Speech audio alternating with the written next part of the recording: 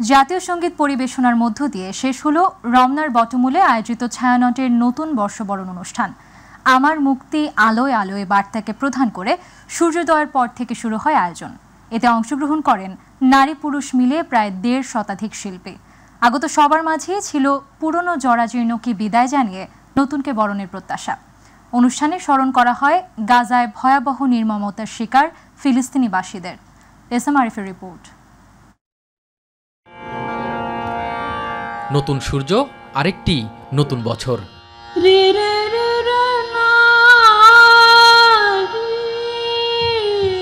ভোরের আলো ফুটতে ফুটতে সুপ্রিয়া দাসের গলায় ভৈরাবীর রাগপালের সুর। শুরু হলো ছায়ানটের ১৪৩২ বঙ্গাব্দ বরণের প্রভাতী আয়োজন।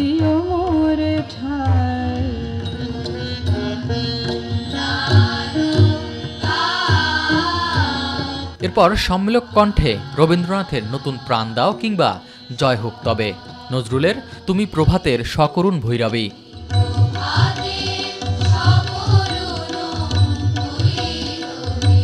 মনোমুগ্ধ হয়ে সুরের মূর্ছনায় মোহিত আগত দর্শকরা।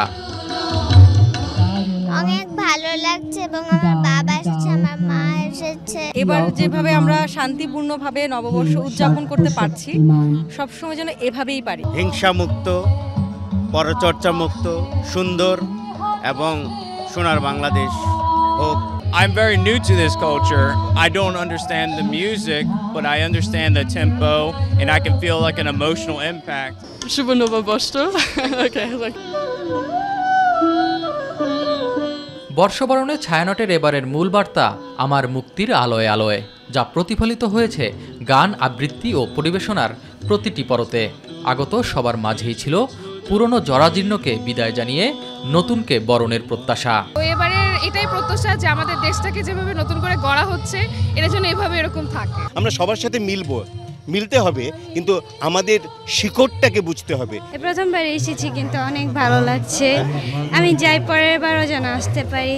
শুভ নববর্ষ।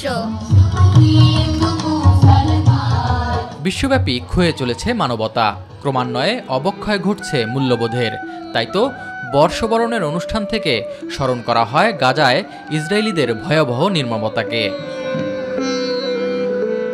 ফিলিস্তিনে গাজায় ভয়াবহ মানবতার বিপর্যয় এবং গণহত্যা, বিশেষ করে শিশু হত্যার তীব্র নিন্দা জানাচ্ছি আমরা। প্যালেস্টাইনবাসী আপন ভূমি রক্ষায় যে সংগ্রাম করেছে তার প্রতি আমরা সংহতি জানাই। একটি অসাম্প্রদায়িক সমাজ গড়বার আমাদের গানে গানে, পাঠে এবং আমাদের বক্তব্যের ভিতর দিয়ে সেগুলো প্রতিবার যেমন থাকে, এবারে বিশেষভাবে আমরা অন্ধকার থেকে আলোর পথে সবাইকে অভিযাত্রী হবার আহ্বান জানিয়েছি। ১৫০ শতাধিক শিল্পীর অংশগ্রহণে একক ও সম্মিলিত গান এবং আবৃত্তি মিলিয়ে ২৪টি পরিবেশনা ছিল এবারের বর্ষবরণে। বরাবরের মতো অনুষ্ঠান শেষ হয় জাতীয় সঙ্গীতের মধ্য দিয়ে।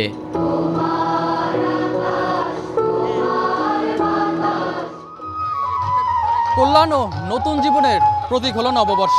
সুরছন্দে সেই বার্তাই ছড়িয়ে দেওয়া হলো রমনার বটমূল থেকে। সাধারণের প্রত্যাশা প্রতিটি দিনই হোক এমনই রঙিন, সত্য, শুভ্র আর সুন্দর। এসএম আরিফ, মাই টিভি, রমনা বটমূল, ঢাকা।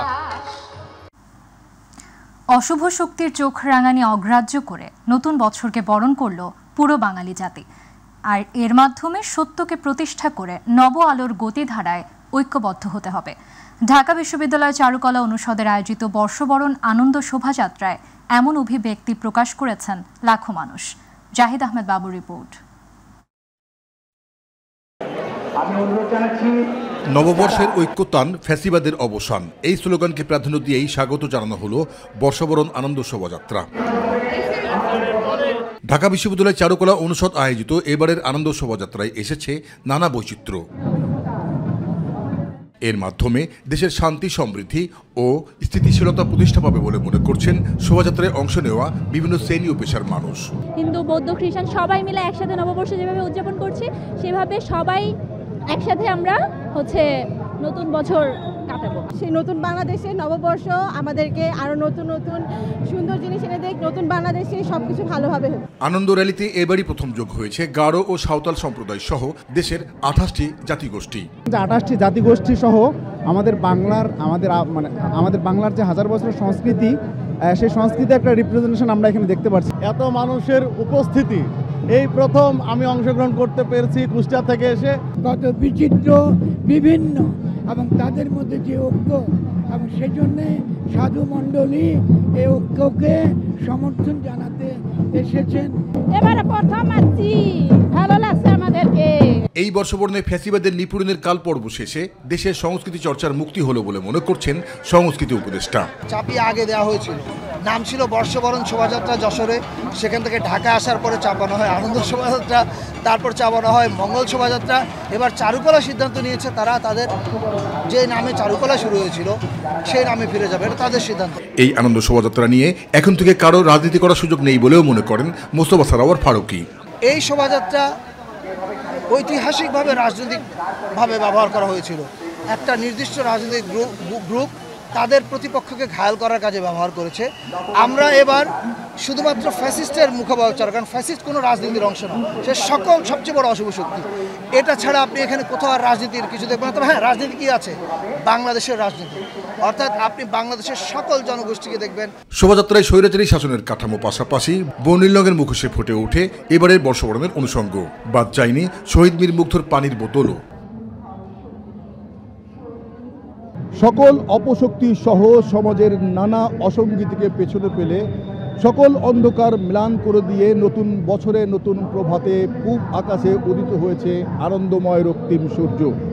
আর এই শুভ লগ্নে প্রাণের উচ্ছ্বাসে আয়োজিত এই আনন্দ শোভাযাত্রা নতুন প্রজন্মের মাঝে ছড়িয়ে দেবে মুক্তিযুদ্ধের অবিনাশী চেতনা ও দেশপ্রেম।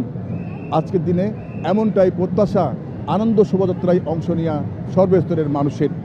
জাহিদ আহমেদ বাবু, মাই টিভি, ঢাকা। এই মুহূর্তে শাহবাগ এলাকায় আছেন সহকর্মী মিফতা গালিব, সরাসরি যুক্ত হচ্ছে তার সাথে।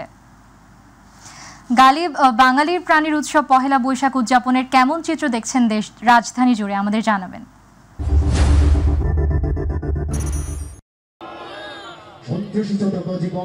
ধন্যবাদ আমাতুল। আমি এই মুহূর্তে আছি রাজধানীর শাহবাগ এলাকায়।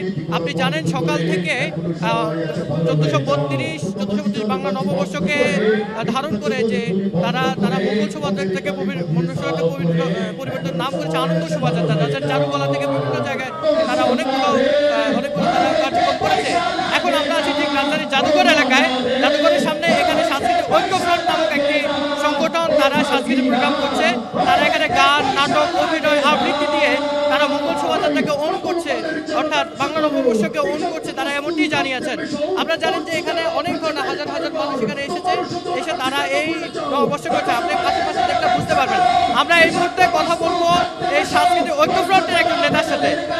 আমরা পাশে আমাদের সাংস্কৃতিক ঐক্য ফ্রন্টের একজন নেতার সাথে আমরা কথা বলবো। তিনি আমাদেরকে জানাবেন তারা আসলে মঙ্গল শোভাযাত্রাকে তারা কিভাবে ওয়েলকাম করছেন এবং ওনারা এভাবে কিভাবে তারা এই মঙ্গল শোভাযাত্রাকে এবং জুলাই অভ্যুত্থানের সাথে তারা করছে। আমরা এখন তার সাথে আমরা শুনতে পাবো। জি, ধন্যবাদ আপনাদেরকে। আমরা মাইটিভিকে ধন্যবাদ জানাই আমাদের আজকের এই লাইভ অনুষ্ঠানটি টেলিকাস্ট করার জন্য। আমরা সাংস্কৃতিক ঐক্য ফ্রন্টের উদ্যোগে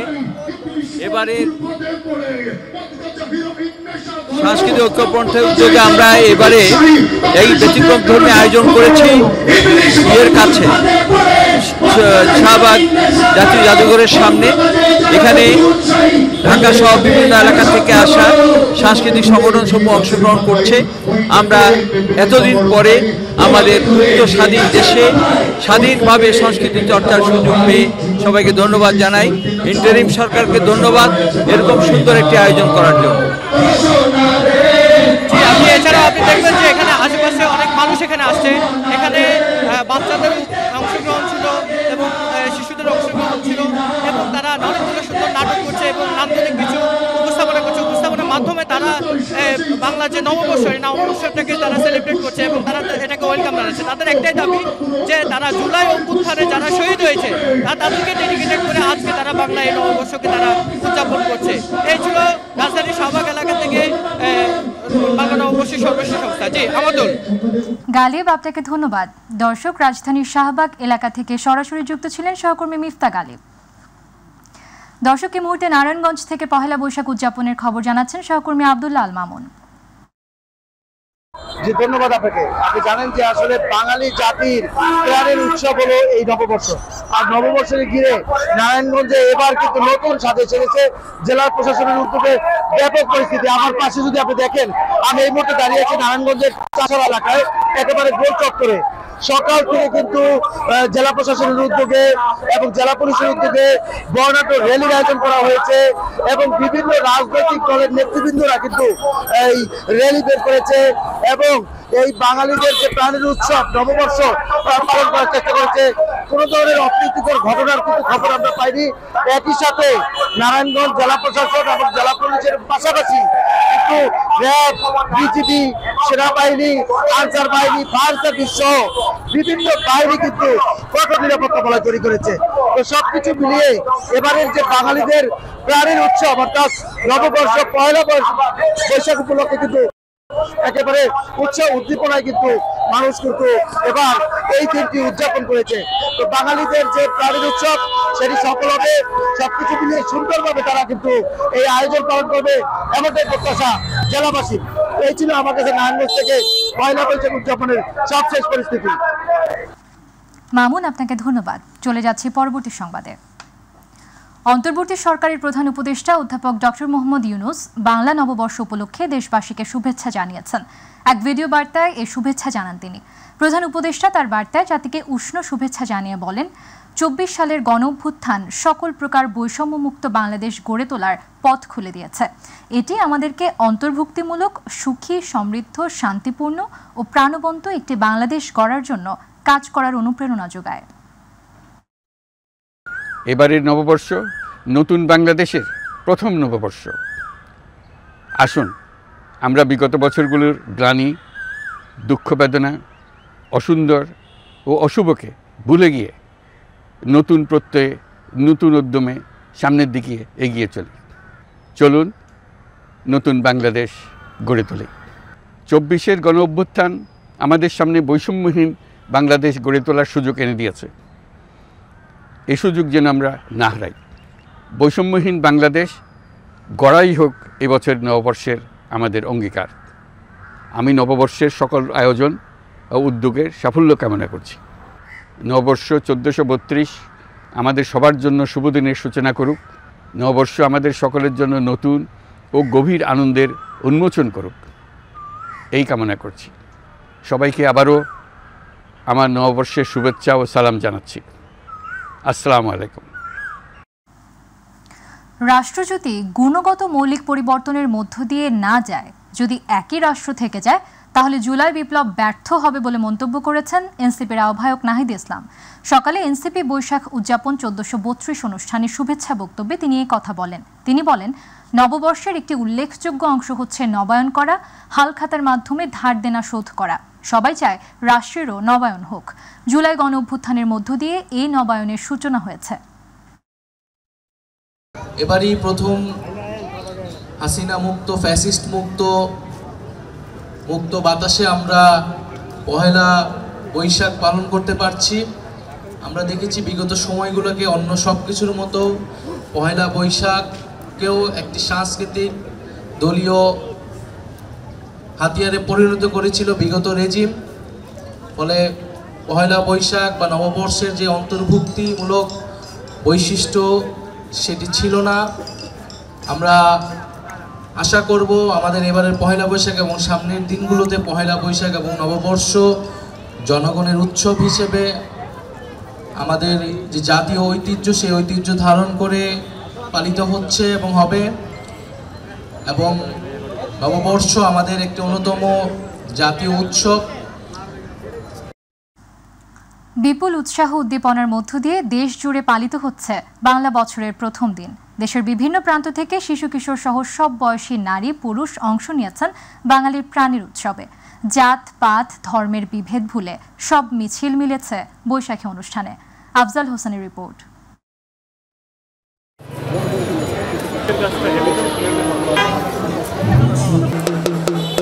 বাংলা নববর্ষের প্রথম দিন উদযাপন করতে জনতার ঢল নামে রাস্তায়। বৈশাখী শাড়ি, চুড়ি, আলতা মেখে সবাই এসেছেন বাঙালির প্রাণের উৎসবে যোগ দিতে। নতুন বছরের প্রত্যাশা যেন আমি আরো ভালো আরো খুশি হয়ে জীবনযাপন করতে পারি। হিন্দু, মুসলিম, বৌদ্ধ, খ্রিস্টান আপামার সকল জনসাধারণ যাতে সৌহার্দ্য সম্প্রীতিভাবে আনন্দ উৎসব এবং বসবাস করতে পারে, এইটাই নতুন বছরের আমার প্রত্যাশা। আমাদের বাংলাদেশ ফ্যাসিস্ট মুক্ত হোক, আমাদের বাংলাদেশ থেকে সব ধরনের দুর্নীতি দূর হোক, আমাদের বাংলাদেশের প্রত্যেকটা মানুষ সুন্দর এবং শান্তিতে বসবাস করুক। আনন্দে কাটাতে চাই সবাইকে নিয়ে, পরিবারের সাথে। মানুষ গণতান্ত্রিক একটা সমাজ হয় এটা। আর আমি পুলিশ আঙ্কেলদের কাছে একটু স্পেশাল রিকোয়েস্ট করতে চাই যে যাতে মেয়েদের একটু সেফটিটা একটু বাড়ানো হয়। পিছিয়ে নেই শিশুরাও। বড়দের হাত ধরে পহেলা বৈশাখ উপভোগ করতে সকাল সকাল ছুটে এসেছেন শিশুরা। জানাচ্ছে বৈশাখী শুভেচ্ছা। সকালে পান্তা ভাত খেয়েছি। শুভ নববর্ষ সবাইকে, শুভ নববর্ষ সবাইকে, শুভ নববর্ষ সবাইকে, শুভ নববর্ষ।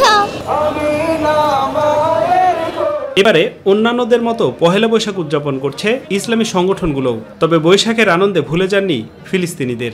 ফিলিস্তিনির যে গণহত্যা হচ্ছে, আমি আজকের এই নববর্ষের দিনে আমার প্রত্যাশা, আমি চাই যে ফিলিস্তিন স্বাধীন হোক, সবার জন্য ভালো হয়ে যাক। ফিলিস্তিনের ভাইরা আমাদের ভালো থাকুক, আমরা এটাই চাই।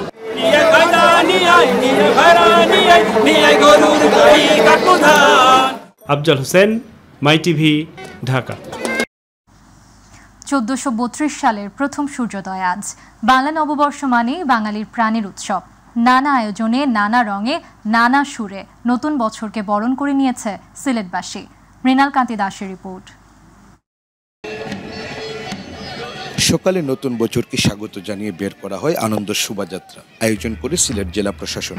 নগরীর সার্কিট হাউস থেকে শোভাযাত্রাটি শুরু হয়ে শেষ হয় ব্লুবার্ড স্কুল মাঠ। এতে অংশ নেন প্রশাসনের কর্মকর্তা, বিভিন্ন রাজনৈতিক ও পেশাজীবী সংগঠনের নেতৃবৃন্দ, স্কুল কলেজের শিক্ষার্থী এবং সামাজিক ও সাংস্কৃতিক সংগঠনের প্রতিনিধিরা। শোভাযাত্রায় ছিল আবহমান বাংলার ঐতিহ্যবাহী উপস্থাপনা, ঢাক, ঢোল, মুখোশ, পুতুল ও প্রতীকী শিল্পকর্ম। সবাইকে শুভ নববর্ষ। এখানে এসে খুবই ভালো লাগছে, এখানে পরিবেশটা খুবই সুন্দর। পহেলা বৈশাখ বাঙালির জীবনে অনেক গুরুত্বপূর্ণ একটা দিন, খুব ভালো লাগছে। প্রতি বছরের মতো এবারও শ্রীহট্ট সংস্কৃত কলেজ মাঠে সাংস্কৃতিক আয়োজন করে আনন্দলু আর শারদা হল প্রাঙ্গণে নাচে গানে নতুন বছরকে বরণ করে নেয় শ্রুতি। নববর্ষ মানে হচ্ছে নতুন একটা আবেগ, কাজে ভালো লাগা। সিলেট কেন্দ্রীয় শহীদ মিনার প্রাঙ্গণে সিলেট জেলা ও মহানগর মহিলা দলের উদ্যোগে আয়োজন করা হয় পান্তা ইলিশ উৎসবের। এই জেলা এবং মহানগর বিএনপির নেতৃবৃন্দরা বিভিন্ন কর্মসূচি হাতে রাখেন। আজকে পান্তা ইলিশ উৎসবের আয়োজন করা হয়েছে এবং এখানে শুধু মহিলা দলই না, আমাদের অন্যান্য অঙ্গ এবং সহযোগী সংগঠন, ইভেন সাধারণ মানুষও কিন্তু আজকের এই পান্তা ইলিশে সম্পৃক্ত। আমাদের জন্য, আমাদের দলের জন্য, আমাদের সমাজের জন্য ভালোটা বয়ে নিয়ে আসুক, এটাই আমার কাম্য। জেলা প্রশাসনের উদ্যোগে ব্লুবার্ড স্কুল মাঠে চলে গান, কবিতা, নৃত্য সহ নানা পরিবেশনা। বাংলা নববর্ষ মানেই নতুন সম্ভাবনার ধারা, আর এই ধারায় সিলেটের বৈশাখী উৎসবগুলো ছিল তারুণ্যের উচ্ছ্বাসে ভরপুর। 1432 সাল সবার জীবনে নিয়ে আসুক সুখ, শান্তি ও সমৃদ্ধি, এমন প্রত্যাশা সকলের। মৃণাল কান্তি দাস, মাই টিভি, সিলেট। গাজীপুরের জয়দেবপুর থানা পুলিশ ও শ্রীপুর থানা পুলিশের যৌথ অভিযানে ক্যাসিনোয় জড়িত মূল হোতা মোশাররফ হোসেন সহ 7 জনকে আটক করেছে পুলিশ। এ ঘটনায় পুলিশের উপর হামলায় 5 পুলিশ সদস্য আহত হয়েছে। রাতে বেজুরি নামক স্থানে এ ঘটনা ঘটে। বেজুরি গ্রামের মানুষের দীর্ঘদিনের অভিযোগের প্রেক্ষিতে মোশাররফ হোসেন নামে এক ব্যক্তি দীর্ঘদিন ধরে অনলাইন ও জুয়ার বোর্ডের মাধ্যমে ক্যাসিনো চালিয়ে আসছে। এরই ধারাবাহিকতায় পুলিশের এই যৌথ অভিযানে ঘটনাস্থল থেকে 7 জনকে আটক করা হয়। এ সময় জুয়া খেলার সরঞ্জাম ও জব্দ করা হয়। শ্রীপুর থানার ভারপ্রাপ্ত কর্মকর্তা জানান, আটক 7 জনের বিরুদ্ধে পরবর্তী আইনগত পদক্ষেপ চলমান।